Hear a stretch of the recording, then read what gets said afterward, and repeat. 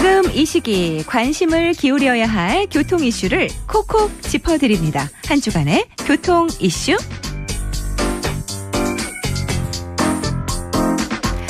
지난 7월 23일 오전 10시 50분경 서해대교 끝지점 1차로를 달리던 산타페 차량을 향해서 80kg의 육중한 트레일러 바퀴가 반대편에서 날아든 사고가 있었습니다.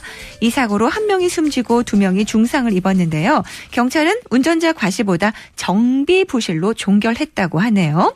자세한 내용 김경배 교통전문위원에게 들어보겠습니다. 안녕하세요. 네, 안녕하세요. 네, 반갑습니다.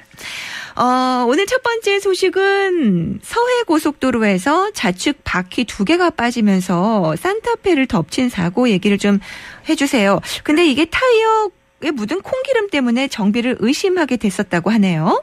네, 그렇습니다. 25톤의 그 육중한 트레일러를 지탱하고 있는 타이어는요, 앞바퀴 첫 라인만 1개씩이고 두 번째 축부터는 2개씩 이렇게 붙게 됩니다. 네. 이 중 네 번째 줄 좌측 바퀴 2개가 빠지면서 상대 차선으로 넘어가 충돌하는 사고가 일어났습니다. 사고 조사 착수 때도 말씀처럼 교체 정비했던 바퀴로 확인되면 정비사에게 사고 위반에 대한 그런 민형사상 책임을 물을 수 있다고 했는데 네. 경찰이 이를 입증해낸 겁니다. 그렇군요. 사실 비상용 타이어만 떨어져도 사망 사고도 일어날 정도로 무서운데 네. 이번엔 80kg의 육중한 무게가 반대편에서 날아왔으니까 끔찍하네요. 네.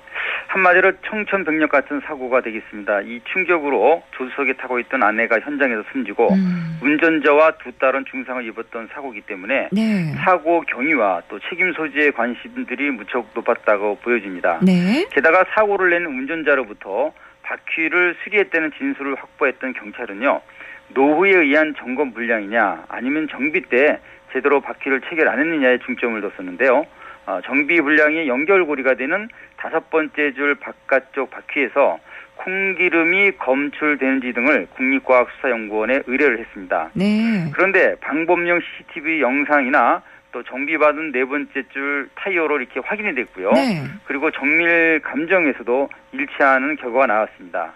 이에 따라서 인천시에 소지한 정비소에서도 결합 부위 너트를 제대로 조이지 않은 혐의를 인정했다고 합니다.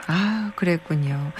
자, 다음 소식은 응급 환자도 화재 진압처럼 골든타임이 필요하죠. 네. 그런데 대부분의 교통사고, 특히 고속도로에서는 긴급 후송이 쉬운 일이 아닙니다.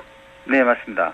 그래서 한국도로공사가 경찰청과 소방청, 보건복지부 합동으로 소방 헬기와 닥터 헬기를 투입한 모의 훈련을 가졌습니다. 네. 지난 금요일이죠.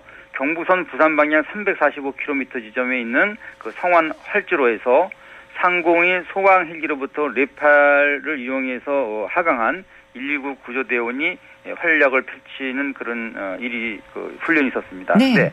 후송 침대에 안전하게 체결된 환자를 감아 올리는 건 바로 호이스트라고 그러죠. 무거운 거를 끌어올리는 거요. 예. 그 이용해서 헬기에 태워서 긴급 후송하는 그런 훈련이었는데요. 각종 의료 장비가 탑재된 닥터 헬기에서 내린 전문의들도 함께 그 현장 치료와 또 곤욕외상센터로 긴급 후송을 이렇게 지원했다고 합니다. 그렇군요. 그러니까 한마디로 응급 치료를 필요로 하는 고속도로 사고 중상자를 닥터 헬기로 이송해서 적기에 치료받을 수 있는 합동 모의 훈련을 한 셈이네요. 네, 그렇습니다.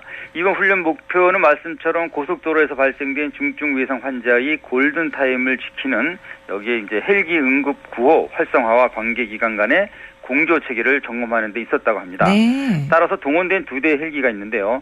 고속도로 이착륙이 가능할 때와 불가능할 때를 가정해서 훈련을 했다고 합니다.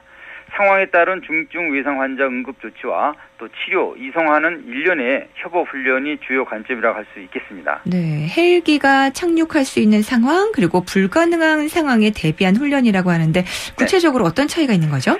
네, 헬기 착륙이 가능하게 되면요. 단국대학교 천안병원 닥터 헬기팀 의료진이 고속도로에 착륙을 해서 직접 환자 치료와 또 곤욕외상센터 후송을 맡게 됩니다. 네. 하지만 여러 가지 그 일기라든가 상황이 불가능하게 될 경우는요.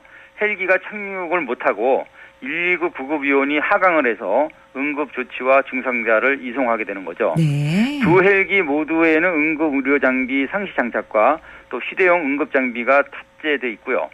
지난해 고속도로 교통사고 사망자 절반 정도가 말씀하신 후송 중 또는 치료를 하다가 사망했기 때문에 이 헬기의 신속한 후송은 절실한 상황입니다. 아, 그렇군요. 독일 얘기를 좀 해볼게요. 독일은 우리나라와 달리 보복 운전에 대한 개념 자체부터가 아주 다르다고요? 네, 그렇습니다.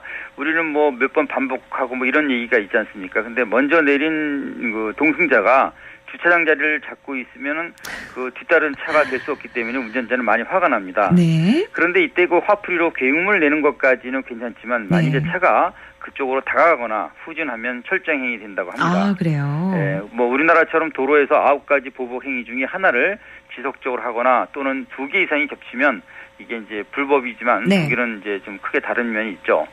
예를 들어서 앞차 뒤에 바짝 붙어서 가거나 또 1차로 추월을 방해하는 느림보 운행 그리고 1차로를 독차지하는 정속 주행까지 고의성이 된다면 무조건 보복 운전 범주에 들어가고 있습니다. 아, 그렇군요. 그래요. 오늘도 소식 잘 들었습니다. 고맙습니다. 네, 감사합니다.